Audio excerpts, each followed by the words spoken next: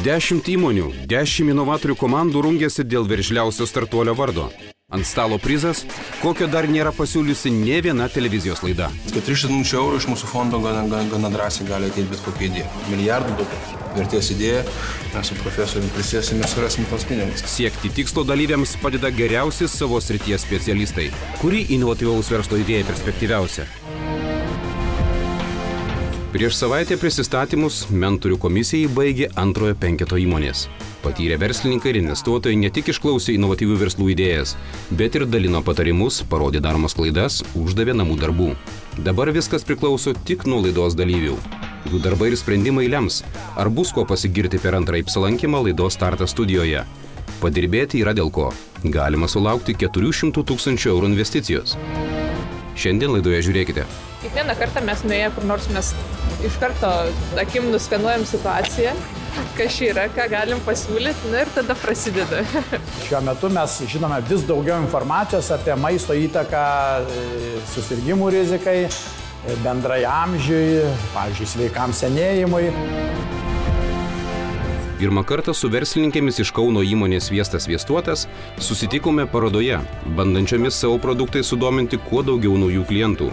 Šįkart sulaukime kvietimo užsukti į laboratoriją. Gerą dieną. Labą dieną. Labą dieną, malonu. Merginos, gerai, kur jūs čia mane pakvietėte? Pasakokit, kas čia yra laboratorija, čia eksperimentai vyksta, ką jūs čia darot? Mes jūs pakvietėm į atviros prieigos centrą, kur gali ateiti žmonės ir bendradarbiaudami su įvairių sričių specialistais vykdyti įvairius eksperimentus. Tai šitoje laboratorijoje, tokioje moksliškesnėje aplinkoje, mes koncentruojamės būtent į savo naujo funkcinio gaminio, funkcinio riešutų sviesto kūrimą. Mes dalį dalykų atliekam savo gamybinėse patalpose, čia tik atsivežam, tuomet konsultuojamės su ekspertėm įvairių sričių ir toliau plėtojam savo visą tą kūrimą. Tai va, o dalį čia galima kažką susimalti, jeigu reikia, bet kadangi turim... Mes daug mėginių atsivežam. Mes atsivežam daug mėginių, šiaip šiuo metu netgi turim vieną mėginį pasilikusios, ant tokį galiu parodyti. Mūsų jis netenkina, nes spalva iš tikrųjų irgi nėra tokia apetitą kelianti. Kvapas iš tikrųjų neblogas, galit pauostyti. Štai, tai pažiūrėsim. Aha. Kokosais, žodžiu. Riešutukai. Bet matot, jis ir pastingo šaldytuve ir panašiai, tai yra ką tobulinti. Jūsų pavadinimas to produkto – funkcinis sviestas, sviestas. Ar negalvojat, kad tai yra per daug sudėtingas pavadinimas, kuris iš principo žmogui nieko nesako. Jam reikia gilintis, jam reikia sužinoti, o žmonės šiais laikais jie skuba, jie neturi laiko sustoti, skaityti, ieškoti informacijos apie tą naudą sviesto. Gal pavadinimas galėtų būti kitoks? Aš tikrai sveikas sviestas, nežinau, čia kaip pavyzdžiai, negalvot apie... Iš tikrųjų, tas pavadinimas yra toks darbinis daugiau toks mokslinis, kad mums padėtų susišnekėti su ekspertais įvairiais. Mes tikrai ketinam kurti prekės ženklą, galbūt net atskirą šitam gaminiui, kuris būtų suprantamas, prieinamas ir patrauklus vartotojui. Taip, nes tikrai... Funkcinis sviestas neskamba net skaniai. Neskamba skaniai, nekelia apetito ir nesikaupia seilės išgirdus tą pavadinimą. Buvote pas mentorius. Išgirdote, nežinau, kaip jūs pačius vertinat savo prisistatymą? Tai po susitikimo buvom suglumusios iš tikrųjų.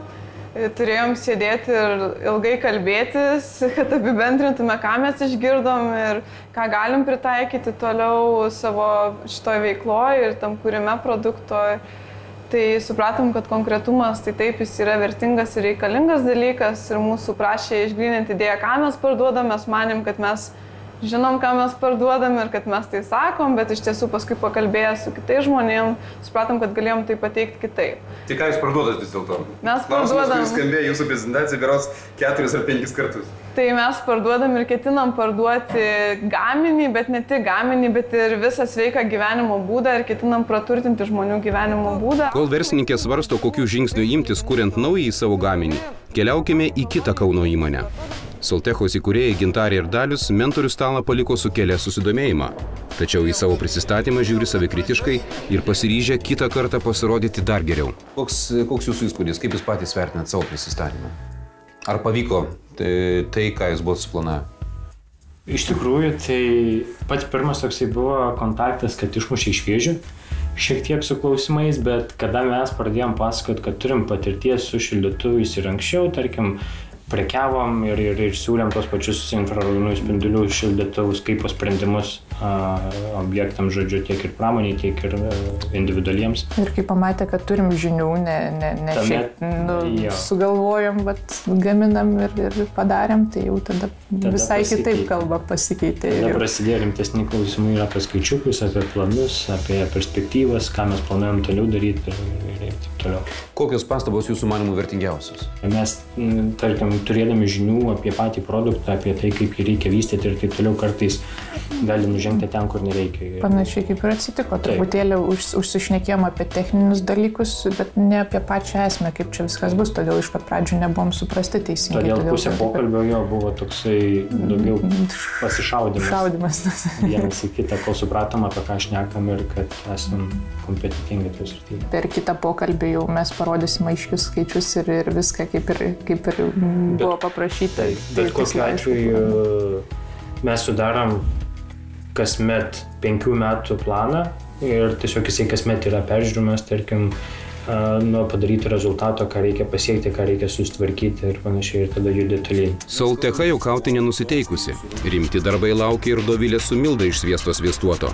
Daugiau sužinoti apie funkcinį maistą bei galimybės jį gaminti, jos keliauja pas Kauno technologijos universiteto profesorių Petrą Rimantą Venskutonį, kuris tyria įvairių maisto produktų tobulinimo galimybės. Kuriame tobulesnį produktą, labiau subalansuotą produktą, kurį galbūt būtų galima vadinti funkciniu, bet dar norėtume su jumis pasikonsultuoti ir išsiaiškinti, ką mums reikia padaryti, kad tas produktas tikrai būtų funkcinis, kad jis tikrai visuomeniai pasiūlytų didesnę kažkokią pridėtinę vertę jau esantys analogiški. Jeigu siekiant funkcionalumo, tai funkcionalusis maistas, tai yra tokio termino nieks nereglamentuoja. Kol kas Europos Sąjungoje, pavyzdžiui, kokiose nors taisyklėse ar teisės aktuose nėra apibrėžtas terminas funkcionalusis maistas. Šiaip tai daug dalykų yra apibrėžta, pavyzdžiui, kas yra maistas, naujas maistas, tai yra reglamentai, o funkcionalusis maistas nėra, todėl vartojamas šitas žodis pakankamai liberaliai.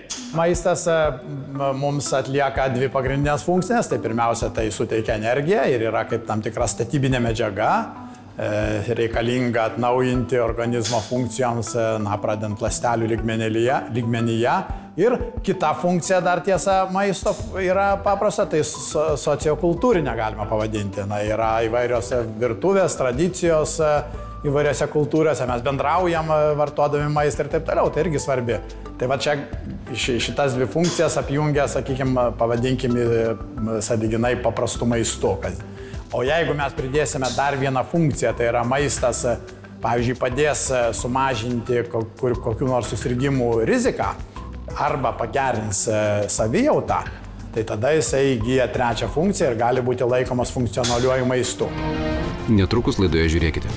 Su kokiais, tarkim, Lietuvos visuomenėje deficitais labiausiai susiduria, kur gamintojai galėtų pasispausti, patobulėti, patobulinti savo produktus. Kiekvieną kartą mes nuėję kur nors, mes iš karto akim nuskanuojam situaciją, kas čia yra, ką galim pasiūlyti, ir tada prasideda.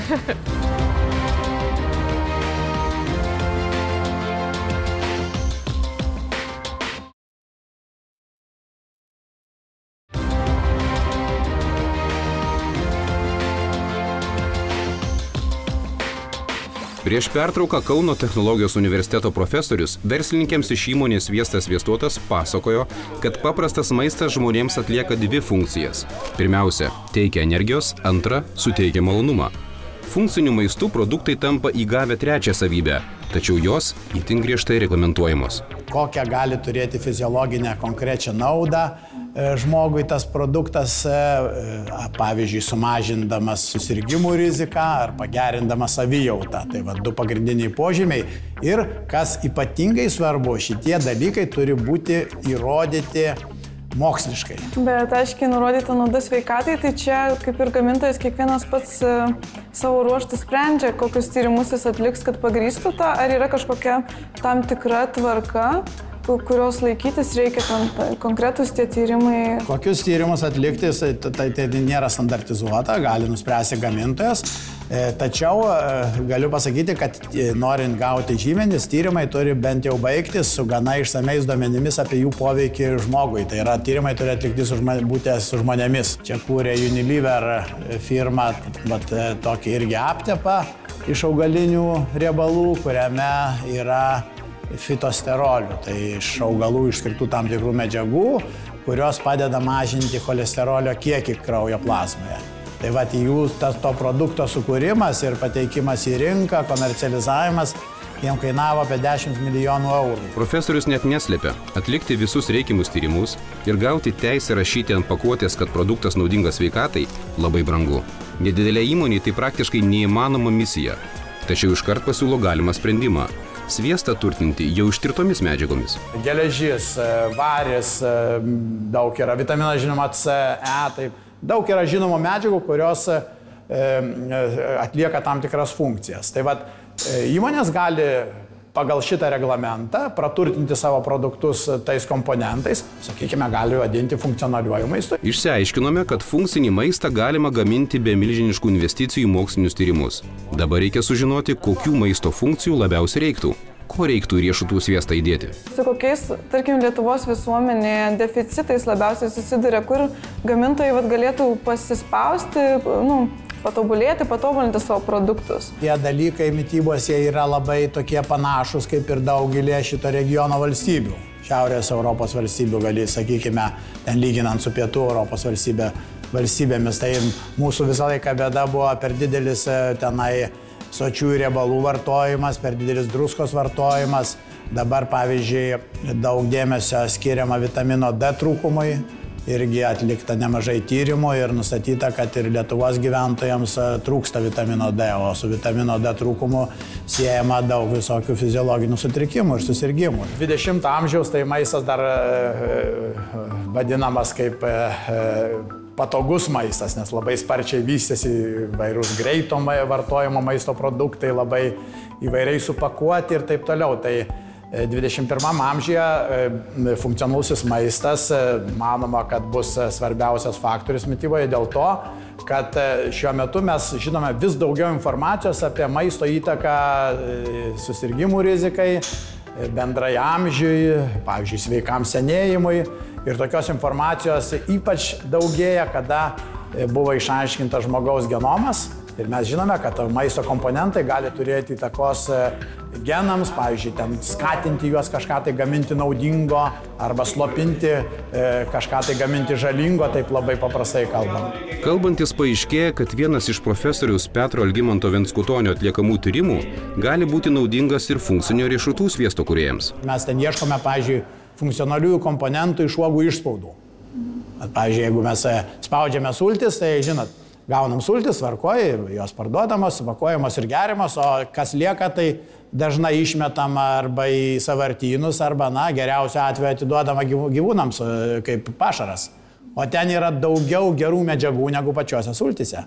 Tai mes dabar dirbam su tom išspaudom, taikom įvairias technologijas kombinuotas, stengiamės išgauti tas medžiagas, ir paskui jūs galite savo riešutų sviestą įdėti. Variantas. Galbūt šios kalbos kada nors išaugs į verslo kontraktą. Tačiau iki tol, kaip sako merginos, joms dar ilgas kelias. Noriu paklausti dabar, kaip yra ta situacija jūsų su to funkcinio sviesto kūrimu? Ką jūs esat padarę? Judam į priekį, iš tikrųjų bendradarbiavome jau su viena dietologija labai kompetentinga ir susiradome laboratoriją, kuri mums padėtų atlikti pirminius tyrimus. Bet aišku, dar tas kelias, kaip ir profesorius kalbėjo, kad jis yra ilgas ir komplikuotas, bet pirmieji žingsniai mūsų jau į tą pusę vis tiek. Koks įspūdis, ką naujo sužinojot, ar kažką atsižvelgsit, gal kažko nežinojot, dabar jau žinot? Kad bus sudėtinga, tai žinojom, bet dabar kažkaip aiškiau nušvietė kelią, visą viziją, kas mūsų laukia, kokie žingsniai, tai tas labai pagelbėjo, tikrai buvo įdomu. Ir dar padrasino tas, kad irgi profesorius minėjo, kad perspektyvi sritis, kad maisto ateitis yra, kad, žodžiu, paklausus produktas galbūt ateityje gali būti. Tai mes taip ir pačios manom ir patvirtino mūsų nuomonę. Sviesto sviestuoto įkūrėjos keliauja toliau kurti receptūrą savo ceche, o infraraudonųjų spindulių šildytuvus gaminti planuojantis Gintarė su Daliumi eina į susitikimą su galimais klientais. Soltechos įkūrėjai savo šildytuvų konstravimą finansuoja pinigais, kuriuos uždirba prekiaudami. Tad kuo daugiau parduosi, tuo greičiau rinkai pasiūlysi savo gaminį.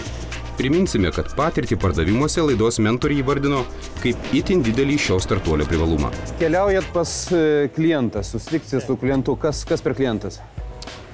Klientas yra restorano valdytojas, vienas iš savininkų, turintis ir viešbutį. Ir einam šnekėtis dėl galimo sprendimo tiek vidaus patalpose, šalia vitrininio lango, tiek ir lauko terasai. Ar esat pasiruošę susitikimui? Taip, prieš tai skambinamės, kalbėjomės, koks poreikis yra, kokia būtent problema. Lygiai taip pat ir apie patį viešbutį šiek tiek domėjomės, kad sužinom, kad vis dėlto ten yra senamiestis. Automatiškai esame apriboti tam tikrų sprendimų savo. Tai, kitaip sakant, eidami pas klientą, jūs įsinagrinėjate, kas tai per klientas, kad galėtumėt jam iš karto pateikti kažkokį tai pasiūlymą. Domiesi tiek apie pačią patalpą, apie patį klientą, tiek ir apie tai, apie kokį sprendimą mes planuojam šnekėti. Nes kad nebūtų jo iš šono kažkokio tais pokalbio bereikalingo ir panašiai. Bet aš žiūrėjau, jūs visiškai nesijaudina, tai jums tapo kasdienybė, ne tie pardavimai, susitikimai su klientais, bendravimas su žmonėm. Nes tu žinai, apie ką kalbėt. Tas yra jau pliusas iš karto. Turime atėjus kiekvieną kartą mes nuėję, kur nors mes iš karto akim nuskanuojam situaciją, kas čia yra, ką galim pasiūlyti, ir tada prasideda. Tada prasideda improvizacija. Kūryba? Kūryba. Šiaip tai labai daug kūrybos yra. Netgi būna įvairiausių dalykų. Matai, kad tu to daikto neturi, bet iš principo tu gali tai padaryti ir žinai, kaip tai galima padaryti. Taip, sakai, mes galim. Nes žodis ne visada lengviausias pasakyti.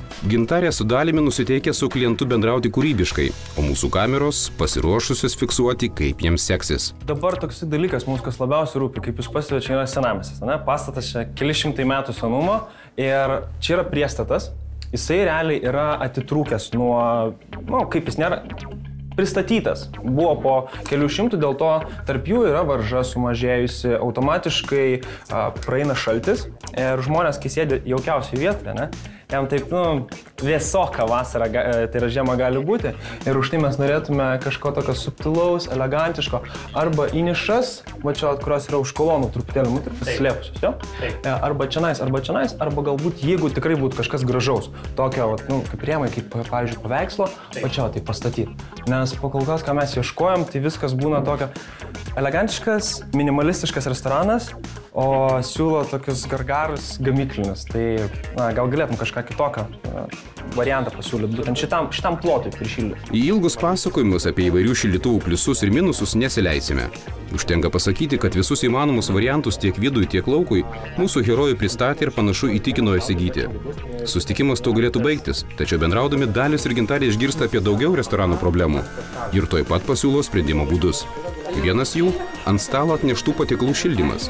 Specialiai parinktas lempas siūloma įtaisyti po stilingais gaubtais. Mažytės lemputės, elegantiškos, kad būtent padaryti tokį sprendimą. Aš atnešu ir laikosi. Arba tas pačią ristretą, kur mūsų degustacija, taip, kad neatvėstų visas, kad tas aromatas laikytųsi ir augtų.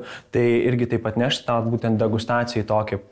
Įmanoma, kad lemputė pašis? Iš principo įmanoma, tuomet reikalingas atskiras projektas, kažkokį padaryti dizainą to pačio gaubto ir į tą gaubtą įstatyti mūsų tą technologiją, specialias lempas parinktus galingumus.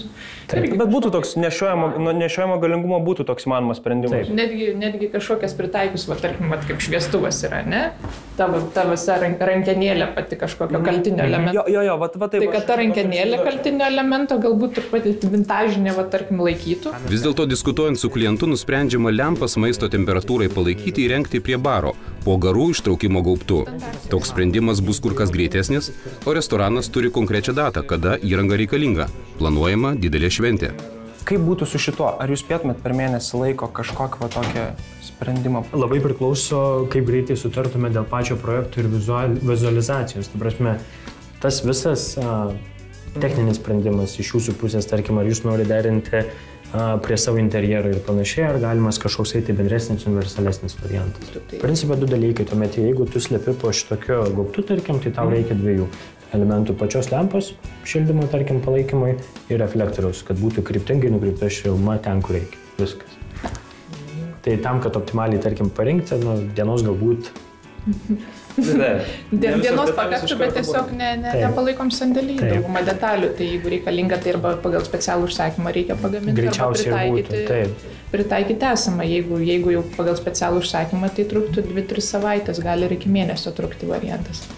Priklauso nuo sudėtingumo. Jeigu ten pakankamai paprastas, tarkim, ir jokių nėra nei kampų, nei ko, nei išlinkimų sudėtingų, tai bet kokiu atveju aš manau, kad per porą savaičių galima.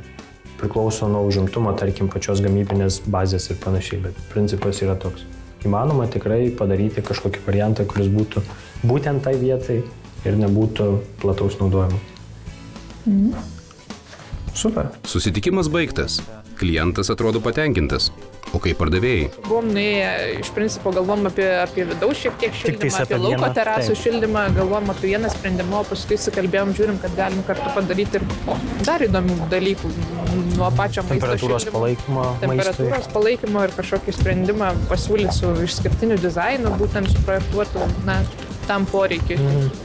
Ta prasme, mes deklaruodami, kad esam nedideli, bet lankstus, pamatėm savo pliusus ir netgi, kaip ir sakė pats savininkas restorano, kad jam niekas nepasiūlė apart pramoninių variantų.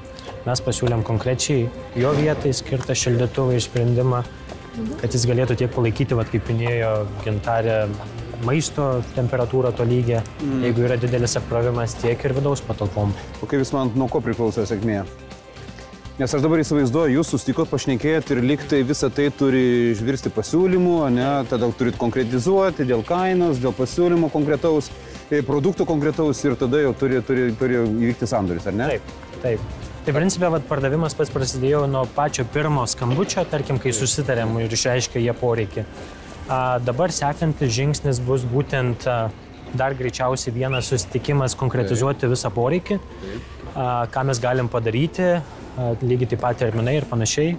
Ir tuomet jau dėliosimės papunkčiui etapus, gamybos prasme, pristatymą ir panašiai. Tai kaip jūs prognozuojat, kada įvyks sandoris su šitų klientų, su kuriuo susitiko? Jam reikia mėnesio eigoj, tai...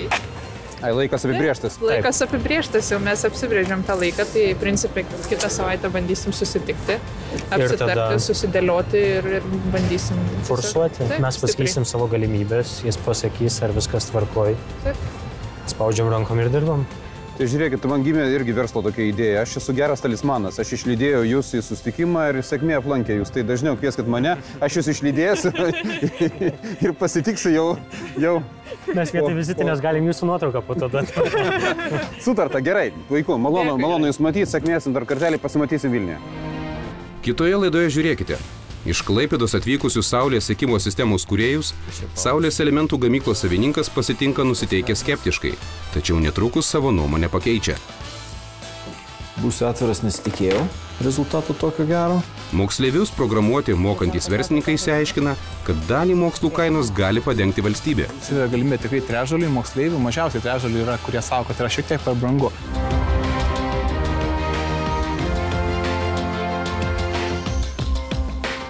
Laidą pristato Mita, laidos globėja Ūkio ministerija. Laida finansuojama Europos regioninės plėtros fondo lėšomis.